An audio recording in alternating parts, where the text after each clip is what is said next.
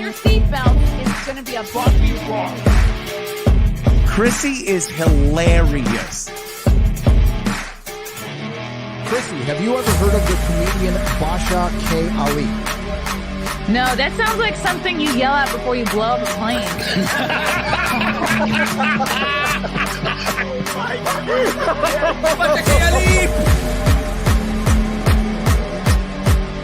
30 seconds remaining. But you know what, good to say I dabbled in stand-up for something. I haven't been disrespectful to you at all. I was very confused by the title, Everything Everywhere All at Once, because that's also what we call it when Ash takes off his shirt.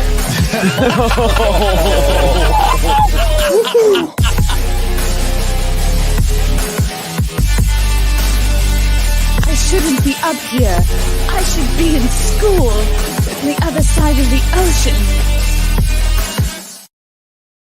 Hello, good evening. Welcome to another episode of the Chrissie Mayr podcast. We are on iTunes, YouTube, Spotify, SoundCloud, Rumble, Rockfin, all the places where you can hear fine podcasts. I got a bunch of stand-up shows coming up that I am so excited about.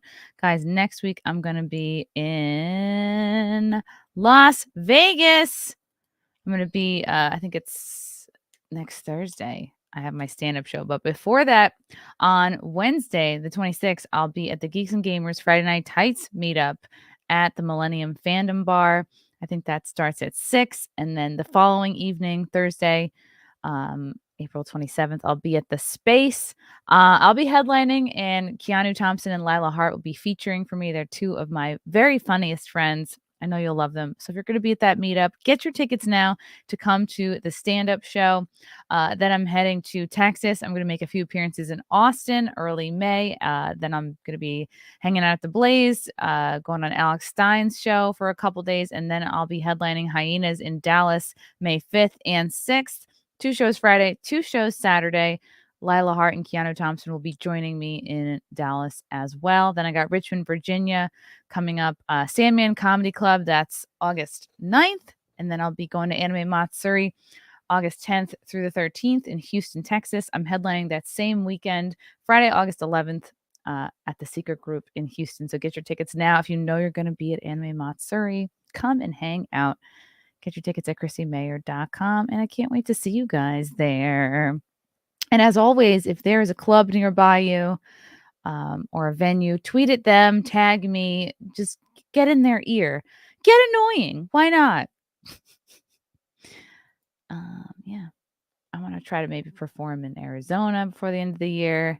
Maybe try to do Colorado. We'll see. We'll see. Colorado is now a trans utopia. I don't know if I want to go there anymore. Anyway, there's so much going on in the news, and to talk about it today, I am so happy to welcome from Becker News, and he is the host of the Relentless podcast. You've seen him on The Blaze, Timcast, Rubin Report. Welcome to the show, Mr. Kyle Becker. Hello, Kyle. Hello, Chrissie. Thanks for having me on this show. You might be Appreciate that. You're coming up to Dallas. I'm right in right next door, so I should look up your venues. Come, I will put you on the VIP. Yeah, I could put you on the VIP list. Hell yeah. That's what I'm now. You're talking my language. All right. VIP Cool. treatment. I'll let you know. I'll get you All a right. seltzer. Sounds good. Yeah. You might be the first Kyle I've had on the show. All right. I'm honored. Thank you. Wow. I'm breaking my Kyle cherry today. Well, I'm doubly said. Honored. Well, thank you for that. All right. Sorry for making it awkward right away. Kyle, tell me about, I want to hear about the Relentless podcast, but maybe before that, like how you kind of came to be, you probably don't want to call yourself like a political influencer, a political person, a political personality, a cultural critic. Just talk, yeah, exactly. I talk shit about politics, yes, and no, that's pretty much what I do. I mean, you know, I went to college, first mistake, and went way too long, and got in with the eggheads, graduate school, and doing poli sci and all of that, and you know, just bailed. Got into this little racket called IJR, Independent Journal Review. That's in the wild, wild west days of social media. And they IJR? had a big Facebook page and everything, and we are rocking and rolling. And I was kind of in the cockpit, doing a lot of the social media stuff. Benny Johnson was there. Obviously, he moved on. We all moved on. It was called Eventually, big tech shut us down. I think after the 2016 IJR? election, yeah, when Trump won, they were just like, "Oh, wow, way too much freedom around here. Way too many conservatives." And this was an Uh, outlet what's similar to like a BuzzFeed or a the Vice? Blaze, I think the Okay, Blaze was kind of our rival there for a okay. while. So, but we got bigger than them eventually. But then they put the hammer down, and it became really tough. Now there's still some people on Facebook, you know, inking out some money that way. But I kind of decided, like, after a while, I moved around a few places. I went to Daily Caller, just contributing there. Was a chief editor at this, conservative blog like BizPack Review or something like that for a while. And I moved on. I was recruited by Fox News. I worked in prime time. I was a, associate producer writer for Hannity. Did social media there. Worked with prime time. Like developing stories and so forth. How was There for Hannity? Did you have a lot of FaceTime with him? no. The big kahuna. Now he was in there every once in a while, but he has a remote studio. Obviously, it's not a secret, but he comes into the office every once in a while and hangs out. We powwow, obviously. We saw Tucker come in but he's based in DC, mostly. So yeah, he would come in every once in a while. It was all right.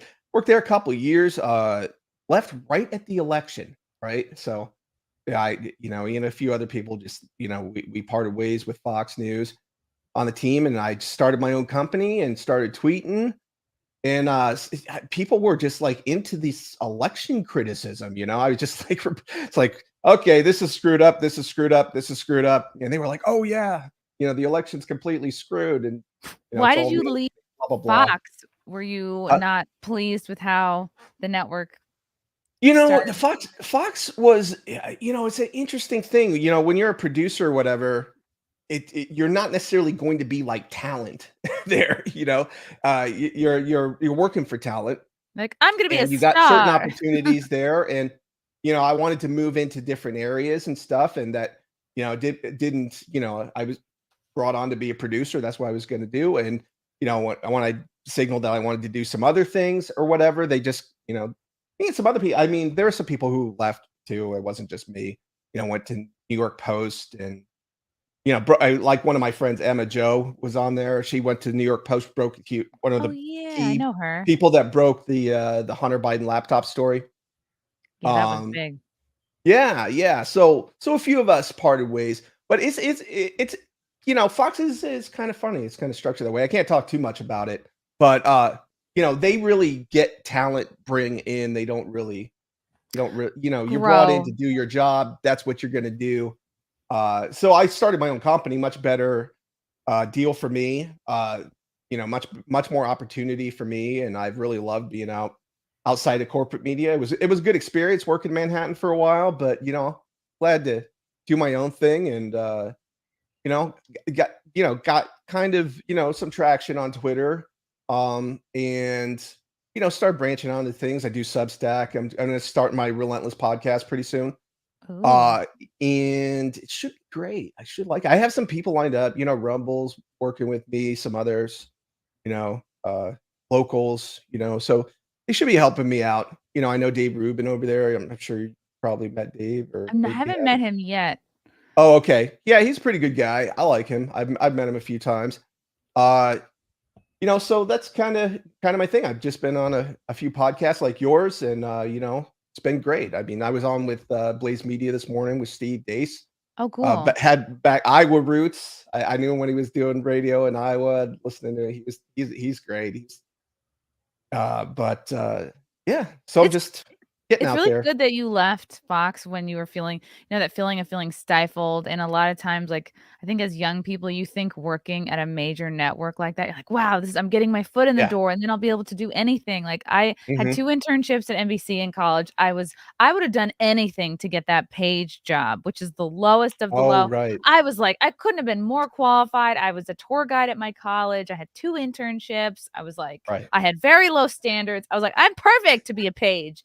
And it broke my heart that they wouldn't hire me. I interviewed twice for it, and looking back, I'm like, "My God," I was, like, killing myself to get a 25, 30K a year job, Yeah. maybe less I than know what that, you're saying. and you Yep. think that that's just gonna open all the doors for you, and then you work these jobs, thinking like, "Oh, I'll be able to, like, work my way up or do lateral moves," and it's like, no, if you're a producer or an assistant somewhere, they really just want you to die there at that desk. Like, they don't want you to have any future Right. ambitions at all. Well, I was looking at these other guys or producers or head writers who've been doing it for years. And like that was job. I knew what their job was. And I didn't really want to do that job for a long time. It just wasn't my personality. I'm more of a like a rogue kind of go out there, disruptor, shake things up. And that does not fit in corporate America. They don't want disruptors unless they're paying you the big bucks to be on air. Yeah. And if you're not one of those talent guys, your job is to lay low. And even if you are, sometimes they want you to kind of stifle it. I mean, you saw the big lawsuits recently Fox. Yeah, was that a trying to get surprise to everybody to you shut up about the that election, you know?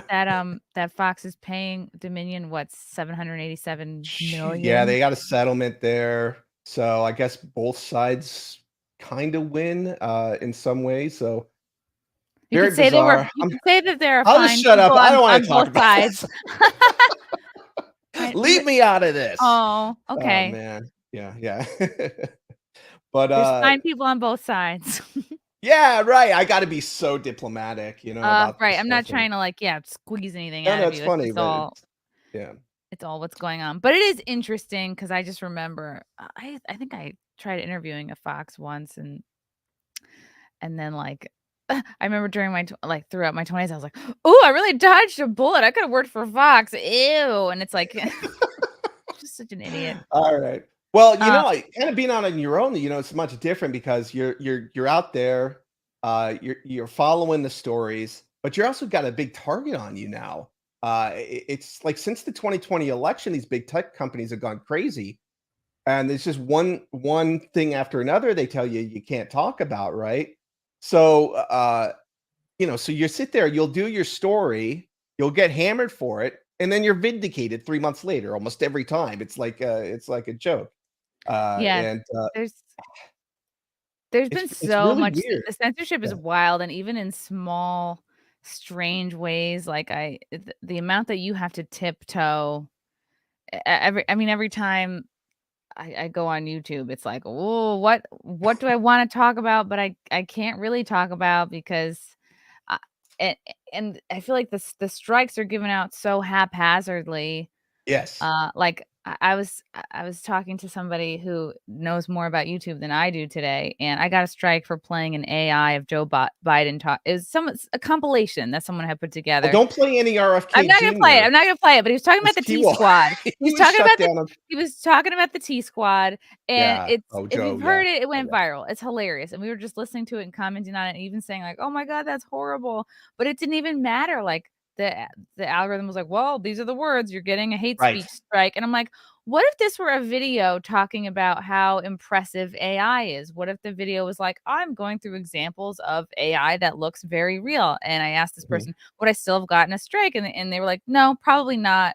You're not seen as a reputable source, and also I don't have the right politics either." So it's a tricky time to live and Yeah, and do if your those things. monitor didn't get, her morning coffee, you might get a strike. So just like, because she's grouchy. Yes, it's so haphazard now. But Elon Musk came back to Twitter, and I think, it's been slow going, but I've seen some positive things there. The Twitter files and so on is, it's come up a little bit short in some people's opinion, but it got the ball rolling. We got Seth Dillon with the Babylon Bee, and obviously Tim Pool, obviously the famous famous YouTuber here, podcaster. He's a party to a lawsuit in California. Ooh. They're Wait, passed Tim the Pool bill. is part of the lawsuit? Yeah, Tim Pool. I saw it. I saw it in the in the write up with Seth Dillon and Babylon B put Oh, out, snap. and it said Tim Pool was a party to it down at the very bottom of Okay, that story. I'm gonna read through this. Babylon Bee sues California AG to stop social media censorship law. They get it wrong on purpose. Governor Gavin Newsom signed a bill last year to limit hate speech on social media. Of course, we all know hate speech could be just about anything.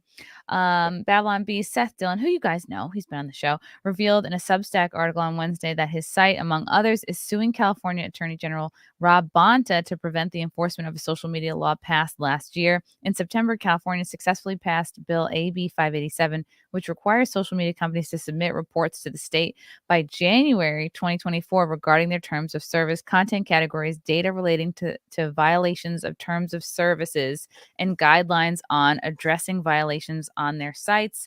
Although Governor Gavin Newsom celebrated the bill at the time for providing much needed transparency and accountability to social media, is that so like the state can enforce? Like, what would be the point? Is that so that the local level can enforce basically hate speech censorship? Like, what would be the point of Yeah, this bill? the way I understand, they submit tickets. They like flag this, flag that. And then this is hate speech and that's hate speech, and then they want the social media company to take it down or restrict it or what have you. Right.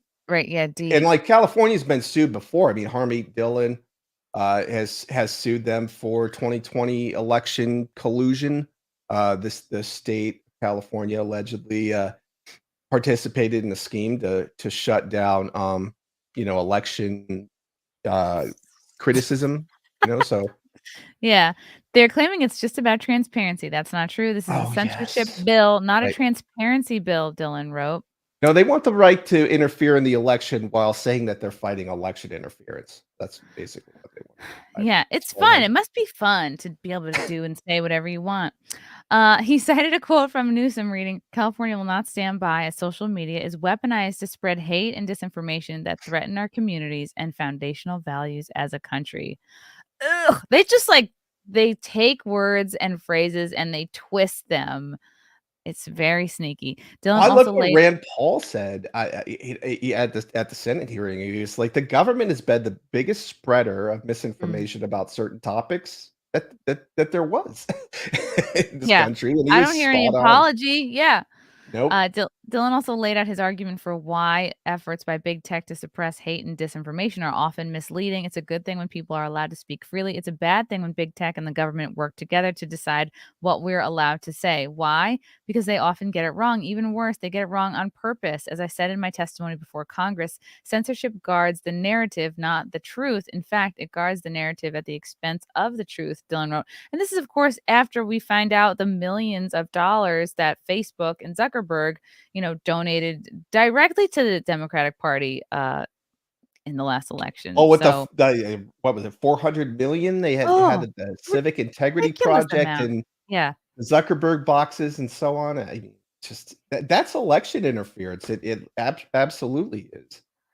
With all But the money, it's like, Zuckerberg, go take yourself to a tanning bed a couple of times. Get some color. Take a weekend. Take a little vacay. Get some grab a vitamin D. personality while you're at Yes. it. Bleep, bloop. Yeah, upload a personality into that Yes. robot body of yours. He continued, in today's post-truth anti-reality world, describing a male person as a man is considered hateful conduct. If big tech is tasked by the state with eliminating hateful or misinformative content, they'll stuff everything they don't like into these categories, including opinions, jokes, and even factual statements. We've already experienced it firsthand. We need laws that prohibit viewpoint discrimination, not laws that compel it under threat of penalties and under the guise of good faith content moderation.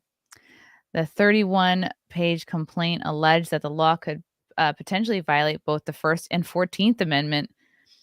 You know that the 14th Amendment really doesn't get enough airtime. I couldn't even tell you Well, what I it is. mean, the left throws that in everything, and the 14th Amendment. That's usually when you see it's like overly broad, or Okay. something like this. It's some kind of Catch all. legalistic sort of reason. Like, I'll just throw the 14th there too. Why Yeah. not? AB 587 does not have any legitimate sweep because its unconstitutional applications outweigh the limited number of applications to cases of speech which fall outside the scope of the First Amendment. The 14th Amendment prohibits state laws that either do not contain enough specificity and direction for a person or ordinary intelligence to know what is required or do not provide explicit standards. What the fuck does that even mean? AB It's like 587. basically what it means is they want to leave.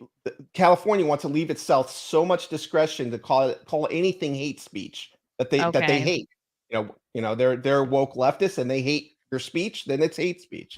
That's kind of Wow. what I get from that. Yeah, whatever they say.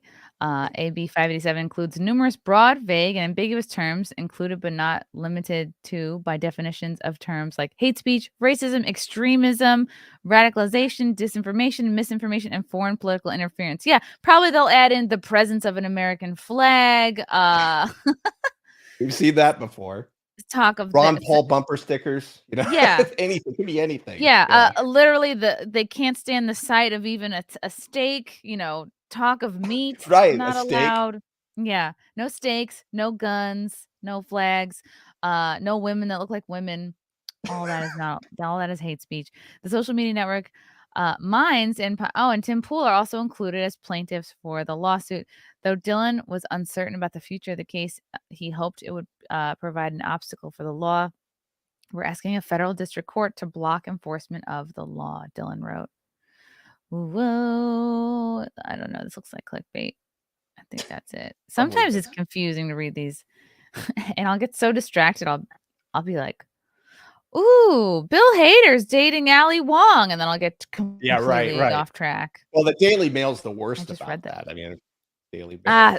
Yeah, you get bombarded. Try to pull horn dog with guys ads to and the then- side. It's like, okay, God, I'm reading this story. Jesus, stop it.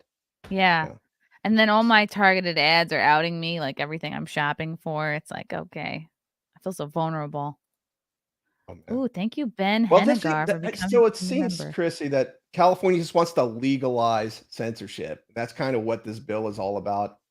And I recently wrote something on Substack. I don't know if you saw it or not, but basically, the State Department of Defense, they set up this little, this digital misinformation cloud, and they took like basically a couple of these, I don't know if you've heard about them, but NewsGuard and Digital Misinformation Index, and actually taxpayer money went to that, the DMI one, and they set up this little shop, and it was run by a former intelligence officer, like Christina Nemmer, and she Is that this article right here? Yeah, the top one. This one. So this group, essentially, it started off as a military and government operation to flag disinformation, so-called, and they contracted out with this digital media index, digital misinformation index, and it's also NewsGuard, which I've run into, and these guys are partisan, hack networks, as even the Federalists pointed this out as well. And they expanded this out with this Silicon Valley engagement initiative, and they basically roped in big tech, advertisers, and to put your name on this shit list, basically. And they put you on there, and they disseminate it within the government. And while I dug, and I found that the U.S. Census Bureau, the Congress, a number of government agencies, foreign governments, the European Union, Estonian government. I don't know why Estonia was so interested in this.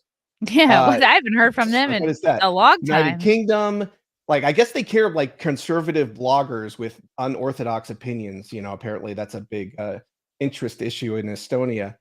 But they put you on this list, and they disseminate it out there, and they make your life miserable. And it's just their opinions. Like I've had one of them come at me and like, what about this story? What about that story? And I'm like, are you my editor now? Like, who the hell are you? And what do you want from me? And I would just say, like, I was just baffled. Like, why, what do you want from me? This is my company. It's not your company. You're not my editor.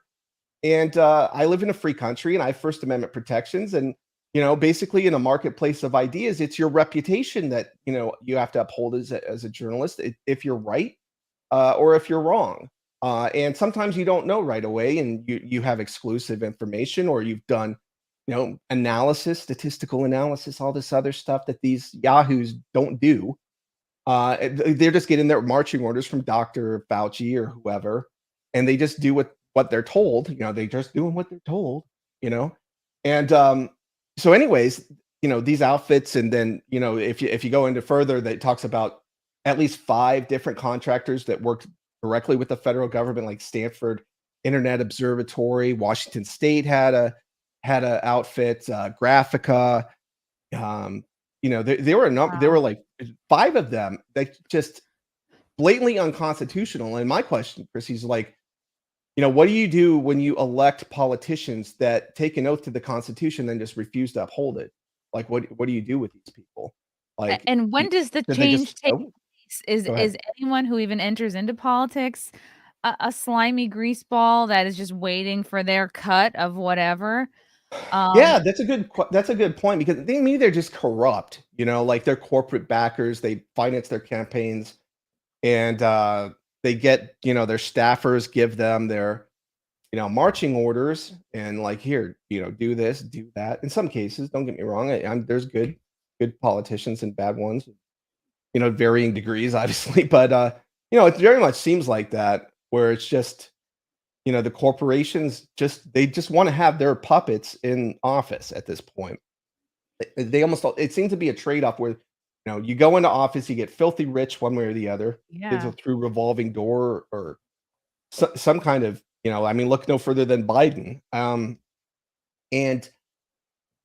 what it looks like our rights are completely negotiable. It's just, Yeah. we saw it since like 2020. It's just our if Big Pharma doesn't like your rights and it's hurting their profits, then your rights can go out the window. When did you start seeing this? I don't know, like a very noticeable increase in censorship for you. Was it Trump getting into office? Was it Yeah, I think that was Obama? the initial triggering point, because like I remember I was like doing viral media with IJR, like me, like Benny Johnson was there, a few other viral media experts. Like, we hit when Trump got into office, we hit that hard, and we had like so much traffic. Like, we had so many like unique readers, like tens of millions of unique readers, like 30 to 40 million unique readers. We were competing with like the big boys, like New York Times, all of them, and I think like in the next 2 or 3 months, Facebook started rolling out. I know Zuckerberg got political pressure. He just decided that his platform had helped Trump get elected, and it didn't sit well at the cocktail parties that he went to. Wow. So Yeah. he started rolling this incremental censorship up. Meeting with the And FBI. Yeah. well, yeah, there's that stuff too, but he started throttling call it organic feed, and you would pay a little bit to get like your boost, but he kept on increasingly making it difficult for you to make money. And so eventually we had cut staff and pare down, and it was that year 2017 that was kind of the beginning of the end for a lot of the Wow. Facebook viral media. We saw BuzzFeed, they were having to lay off a bunch of people, right? I BuzzFeed saw News that is working down. closing. I know. I'm like, we should do top 3 reasons why BuzzFeed is closing. Like, we should just Yeah, do I that. remember like we were competing with them. I was mocking them. They had like, a big top 100 cat gifs, right? This was BuzzFeed. So I did like the top 100 koalas that are like, you'll never forget. And so we actually became our logo, the koala, after that article. But it was just like we poked fun at them, but they tried to do this thing where they had the listicles of like, with the gifts, Yep. and also do the hard news. And I don't think BuzzFeed News had the worst news, except for it was really, really stupid with the Steele dossier. Like that was just that Oh, killed okay. them because I remember reading that with the like the PP tape stuff and just going, this is a complete gossip. This is They not, just lost all credibility. oh Yeah. yeah, that really killed them. I don't think they ever could recover after that. Um, so yeah, Wow. bye bye CEO, BuzzFeed. yeah, Jonah Peretti announced the closure of the news division today. They lost 10 million a year as part of cuts, which will see 15% of staff slashed across the whole site. But the news division is gonna shut down. We're reducing our workforce by approximately 15% today across our business, content, tech, and admin teams. Wow. The company's only closing its news division. The announcement came shortly after rival Business Insider reported that it is planning to lay off around 10% of its news division. And there's Fetterman in sweatpants. While layoffs are occurring across nearly every division, we've determined that the company can no longer continue to fund BuzzFeed News.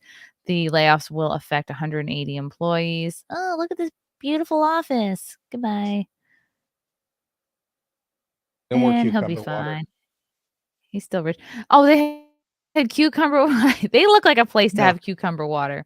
Oh, totally. And here's Alana Yozola, upset that she got laid off while on maternity leave. Very It's like upsetting. the Twitter. I mean, I one of the best things I saw Elon Musk put out about Twitter is like it. It turns out that if he was asked about cutting like 75% of the staff at Twitter, he's like, well, if you're not interested in woke partisan politics and and censorship, that you can do pretty well without all those people in your company apparently. Yeah. That's so I guess embarrassing that he can fire like 75, 80% and everything still runs. it's getting better slowly. It's slowly better. Yeah, there's still Yeah, it's some slowly getting better. It's not loopholes that perfect. can be, Yeah. manipulated for sure, but Oh overall yeah. better. Yeah. He said, I could have managed these changes better as the CEO of this company, and our leadership team could have performed better despite the circumstances. Oh, their stock sank by 26%. Our job is to adapt, improve, change. We can and will do better. The left loves saying do better. At the end of last year, BuzzFeed laid off 12% of its staff. So this has been coming for a while. And Yeah, and pulled back I on think spending big tech savings. played a role. I mean, yeah, sure, Be- you could mock them and say go woke, go broke, but I think the fact is it's an industry-wide thing that the big tech doesn't want you to leave there's no incentive for them really for you to leave their platform. So if you Hmm. come in, you post articles or whatever and you go somewhere else, that's less engagement and less time on social media. So I think like what Elon Musk is looking to do is like starting to um provide more options so that you stay on there so you can like monetize eventually. So That's they have the good because I think subscriptions now. Yeah. at a certain point, I don't know if they're still doing this on Twitter, but if you put a link in your tweet, like that completely throttles your engagement because Twitter I doesn't want do you well going to another regardless. site. Yeah, I mean, I don't do as well if I just, like do a video or something like that, but I can still get exposure on stuff because it's just like I like to do important like news. Like I only do like 3 or 4 stories maybe, and then I'll be like, this is the most important news. The rest of it I kind of think is noise for the day. Doesn't mean that Mm. there aren't important stories. Um, but I really try to tackle like this is the big national editorial story to do today, like a couple of stories and leave the fluff, to other people. And then sometimes it's good. There's other good side stories that I'll share those. But I kind of leave the expertise. Like the one thing is like the team stuff or whatever you said. I kind of leave that to some other people like Libs at TikTok. I know woke. What was it? What is it? Woke politics or something like that. I can't remember what it is. But like some of these guys do a really good job of talking about that. I kind of leave that to them unless it's like really like a big bill in Congress or something. I tend not to really really like the big picture stuff a lot better. Like, Yeah, you gotta "Got focus on World what War III." is enjoyable to cover because if you're just like, "Oh, I'm gonna cover, Chicago teens beating each other up every day," that's gonna Yeah. get very depressing, or if you're talking about Dylan Mulvaney every day, which I'm pretty close to that particular landmark. But yeah, you're gonna make yourself crazy. It's better to just focus on what you find fun and relevant. Sure. I mean, well, I mean, sometimes I'll shoot the shit on Twitter too. I try not to be too stiff and like self-promoting, robotic. I see like some of these some other people who are kind of like do similar commentary as me. I find that they're a little self-promoting, Okay, robotic like kind of. too cringy, like too much about themselves. It does feel hard to promote yourself.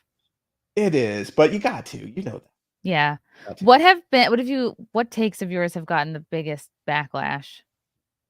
Oh, I talked about a certain war overseas and people misinterpreted what I was saying. There, like that is a big one. And you saw like on Twitter, they came out with like the guidance or whatever. Like, did you see that where it talks about what's in the algorithm, like what triggers it and what makes it boost and what makes it, they find like Musk actually released that. And I was interested, like if you talk about like the war overseas, like with Oh, Russia, wow.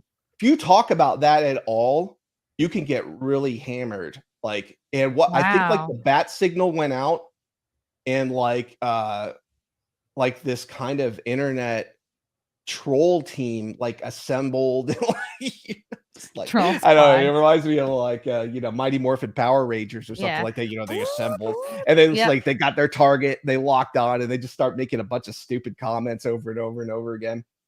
And I tried you try arguing with them if they're not interested in any honest debate, so it's kind of fruitless for you to argue with them.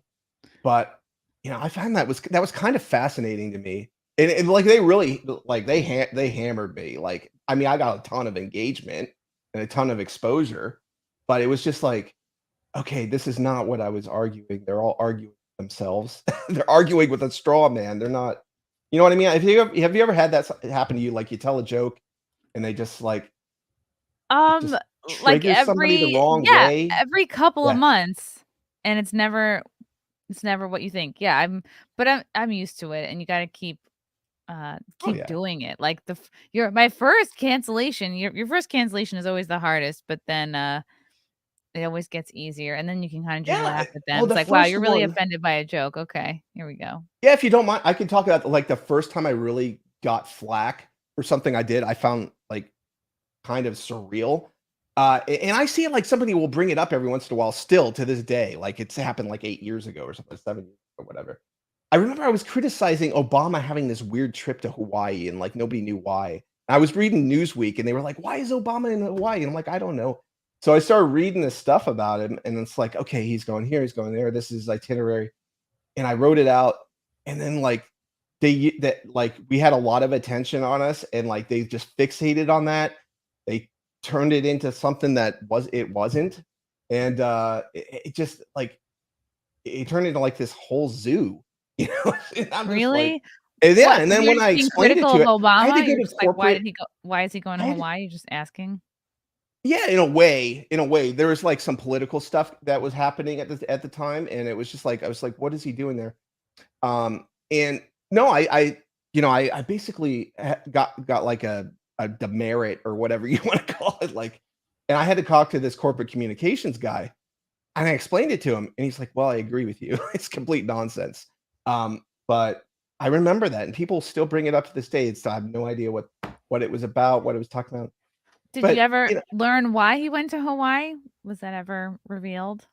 it was funny because he went there. There was like this big court ruling, and he had like gone to he went and stayed. He didn't stay at his usual place. He stayed somewhere else. He went golfing. He went had food. That's all I could figure out. And then I was just like, well, this is what he did. Basically, we don't know what he did. And that's basically what I said. Like, this is everything that we know he did. And Okay. anyway, it was stupid. Maybe it's just Big Mike's favorite vacation destination. It is. Yeah, obviously. Maybe we'll just never know. Okay, what do you think tweets, point of views, takes that have maybe blown you up or moments that you feel like you got, helped your following, helped It grow was the your. election. It was really 2020 election. I mean, Washington Post wrote a hit piece on me about it. I didn't. No. Yeah, it was cool. I felt honored actually. They kept on like Wow. coming at me. I was like, okay. But the thing, it was just election. Like basically, there was all this stuff with the election, and it was a complete, shit show. And I was basically just digging up stuff like, this is what all these Democrats said before the election, and here are all the problems with it. And voting machines, just like look at how vulnerable they are because like HBO, Politico magazine, um, you know, plenty of publications and Democrats, like prominent Democrats were complaining about how unsecure they are at the beginning of the election cycle, the election campaign. And I just basically would just pull their quotes. That's all I would do. Be like, this is what they said on this day about all of this. And I don't know what role that played in the election. All I know is that it's just really strange to me that they stopped complaining about it. Like they had the Mm. 2020 election and they stopped complaining about it. Like it doesn't fit with me. Like they were very vocal criticizing it before 2020, yelling about it. You have the election. Biden gets colossal amount of votes. Then they just stop complaining about it. Now they want the voting machines everywhere. They They're don't want like, you to "They're criticize doing that. I'm just like, great." that's changing your narrative a little. It's too much of a sharp turn in your narrative. So, I continue to like just critique it. I just want more secure elections. I want very easy to audit elections so everybody trusts them. Paper ballots, hand marked paper Well, ballots. some people can't, some people don't know how to figure out how to get IDs. So, we have to. They debunked that in like Georgia. Uh, they asked all these, have you have trouble getting a ID? All of the African American voters, black voters, whatever. You have trouble? No, like almost nobody said like, no, of course I can. They were insulted. They were like, of course I can get a driver's license. Are you Like, do kidding? you think I'm an idiot? Do you I think know. They're so Democrats patronizing. are a little intimidated or nervous about RFK Jr. running? Yeah, I think so. Like I said something the other day, it's like RFK Jr. could run independent and save the country. And what I meant is that he eats votes from Biden. Obviously, he eats some votes from Trump voters as well. Probably not as many as Biden voters, but essentially, a lot of Democrat voters, if Trump runs, are more like, I'm voting against Trump. Well, give them Hmm. somebody else to vote for as an anti-Trump vote, and maybe they will. So that's kind of where my thinking was at. Um, I'm not a big diehard Trump guy. I just think his policies were better, and except for the pandemic stuff. Other than that, I thought his policies were a lot better. So a lot more. I'm not as emotional about this subject as a lot of people are. I'm just looking at it straight, like just what is reasonable. Like what's a reasonable policy? And all I know is we had a lot more sensible policies when Trump was running the show. Not True. perfect. But you we know. know RFK seems to be attracting more MILFs.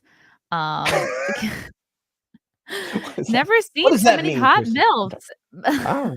All right. Mom, I'd like to Good for him. fortify All what right, that stands fortify, for. yes. Inside RFK Jr.'s White House bid launch, Kennedy's wife, supporters, and some skeptics were present for the launch of his long shot bid to dethrone Biden at the Park Plaza Hotel in Boston.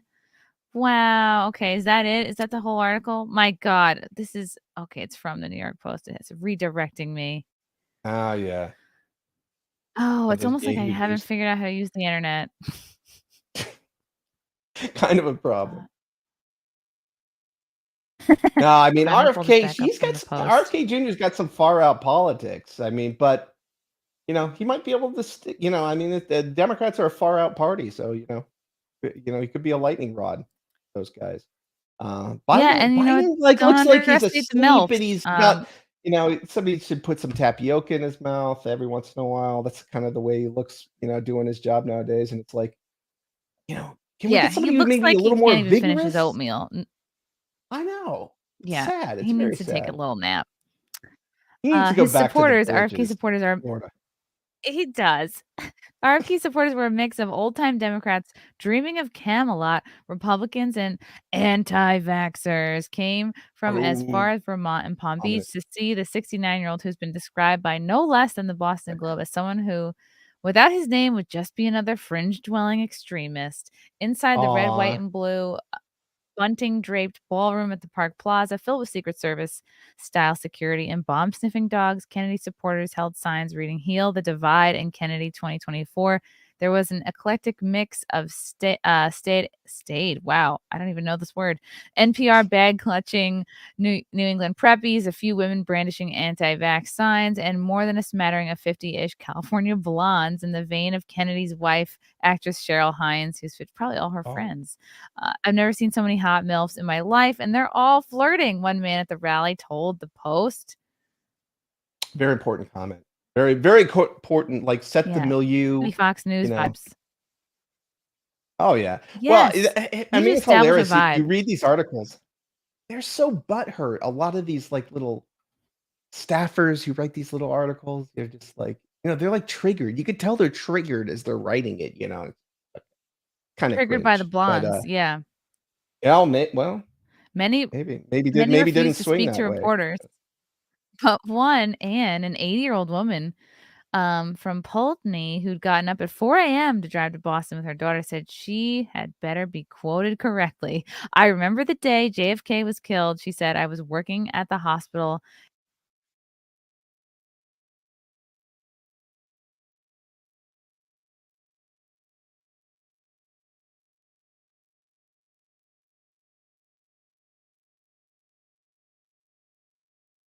Well, all right.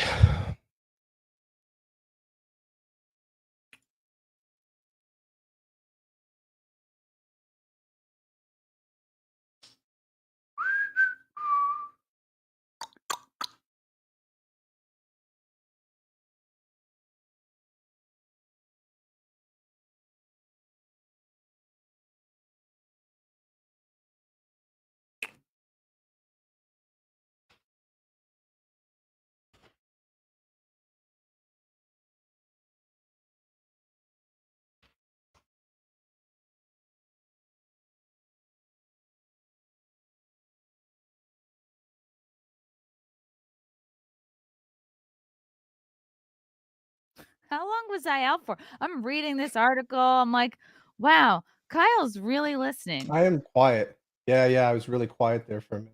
Yeah, We're sure. okay. We left off at MILFs. I was saying Cheryl Hines would make a great first lady. She's like a blonde Melania. Thought Kyle, I don't know. I mean, Melania was pretty good. she was. She was delightful. Yes. Let's see. That looks like one of the blonde supporters. She's no Melania. Tony Lyons, no, she's no Melania, a lawyer and president of the Sky Horse Publishing, which released Kennedy's book, The Real Anthony Fauci, came up on the train from New York with other supporters Tuesday night for the launch. He's fighting for free speech, fighting government corruption, resurrecting democracy in America, Lyons said. That's what Kennedy's campaign means to us. Elliot King, 39, of Falmouth, held his son Colby in his arm and watched Kennedy's long speech, interrupted bizarrely by a voice that came over the emergency alarm system telling everyone to evacuate. Nice try, Kennedy said, as King and the others laughed. Let's see. Is that because something happened in Florida? Like they woke everybody up in the middle of the night to do like the what was it, 4:45 a.m. or something like that? Yeah. Emergency drug. I don't think Bobby's beholden to anyone, and he's one of the few who tells the truth, even if he's a flawed guy. Perry Gregory, a professional investor from Palm Beach, evoked part of Kennedy's speech about fighting corporate corruption after the rally. The biggest problem in the world is totalitarianism, and that comes from collusion between the government and large corporations. I think everyone's in agreement about that. Yeah, I think so. At this point, yeah. They are the threat to this republic and the individual sovereignty of everyone that lives in it. I like Bobby because he's focused on the actual problem, which is that criminals have taken over society. But that's racist, Kyle. Oh, That's a come racist on. take. I think most congressional members are white. Check. Oh, well then. Wow, look at that in his uncle's office. That's adorable. Are you going to vote for not- RFK Jr.? What do you think? Oh, Well, I don't know. I'm Democrat torn. primaries, Operation Yeah. Chaos, what Rush Yeah, what that's Rush did. well, I think Get I'm a behind registered RFK. Republican now, so I don't think I would be able to vote in the I primaries. was Democrat in New York because it was pretty hopeless for them up there. Might as well vote the primary. I did Yeah. do an election campaign for Nan Hayworth. I was on her team in Oh, cool. 2010. Only campaign I What was did. that like? We won. It was pretty cool. We're in upstate New York. It's not quite as lefty leaning as closer to the city, Orange and Rockland. But no, it was great. We won. We got this hardcore lefty out of there, John Hall, and that was that Tea Party wave. Remember that way back when? Had like the Tea Yeah. Party thing? Did they Yeah. kind of merge into America First? I don't yeah, a lot of them, yeah, for sure. They were looking for a home. They needed a leader. They didn't have a leader, I guess, like a singular leader. They needed to Uh wait for Nick Fuentes to lead the way. Yeah. oh, yeah, Dick. Oh, yeah. Real charmer, that guy. Yeah, So he was a real flash in the pan, like, really, everyone was talking about him, I've and seen his then name pop up from here and there, but, usually, getting some kind of, shit stirring or something yeah. like that. But, no, I think, we're gearing up for it's gonna be a very surreal election campaign season, I think, with Donald Trump and RFK Jr. and Biden. I was saying the other day, Elon Musk should have a debate with, with maybe have DeSantis and Trump, just somewhere where it's not controlled, like somewhere where you kind of stick it to the mainstream corporate media and just go, you know what, we don't need you. Yeah. We'll go do our debate somewhere else. Doesn't have to be as controlled and Yeah, something more rigged. casual would be great, Yeah, I would love that. Yeah, something more casual, something more, like a you know, podcast. ma- yeah, I think I kind of get tired of these debates where they go up there and they're just trying to get FaceTime on the corporate media and they're just like, oh, zinger this, zinger that. Maybe someplace where you don't have the optics. You could just like listen to somebody, and really think about their arguments, about their policies and ideas would be refreshing. But It would be. maybe a lot of people don't see it the same way. But I would. That's kind of more for my personality. Like I want to hear somebody's reasons for doing things and not just like, oh, get you, gotcha, Right, and and making sometimes when faces and you have, finger banging and all this stuff. sometimes when you have, like, time constraints, it's like it's very quick it's like it's easy to let people off the hook on points that they bring up, like, "Well, we gotta move to the next topic or the next question." It's like, "No, how about just have it be free flowing and whoever is the best speaker wins, whoever proves Yeah, their point. totally. Don't even have I, it I think that planned." would be interesting for sure. Um, I would like to see RFK Jr. debate Trump, but that's a fantasy world. That's never That going to would be happen. cool. Trump would own him on like 90% of topics, but RFK Jr. could definitely push back on some of the other stuff like It would be interesting. Oh, from yeah. Daniel Jagger. Thanks, Daniel. I heard it was actually Dave Bossy who actually introduced Steve Bannon to Trump in 2009 at the height of the Tea Party. Oh, Bossy. Okay. Right. Very cool. interesting. Interesting factoid. Matthew Hammond, celebrate good times. Come on to BuzzFeed News. Thanks, Matthew. Why do you think that DeSantis hasn't officially announced his run I yet? think it's because of like just being the governor. There are some restrictions on him running for a campaign and being the governor at the same time. So I think it would also annoy a lot of his uh, supporters to bail out of Florida. This is a really hot button issue. I mean, I'm really of the mind that Trump could benefit from some competition in the primary. Um, I think that he needs a little bit of challenging here and there to sharpen his sharpen his his arguments and his points. And I think I basically win over people who are uh, really who are like Republicans and conservatives who are like kind of more towards the middle who are just they don't like the drama.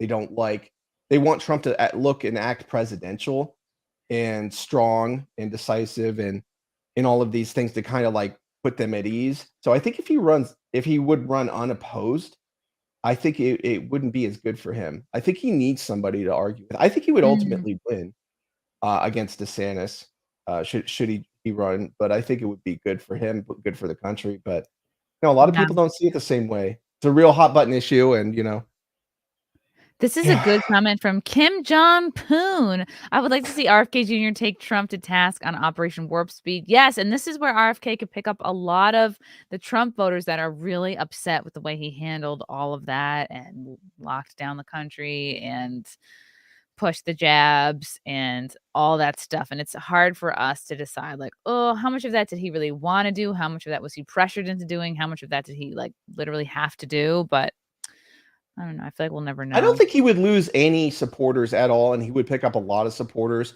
by being more vocal about that and really pushing out and just explaining how that all went down, like the 15 days to slow the spread and all the rest of it. Like really come out and to own it, but not in a positive way that he tries to own it. Because it was not a positive thing at all. Just be like, yeah, we fucked up a little. If that wasn't good.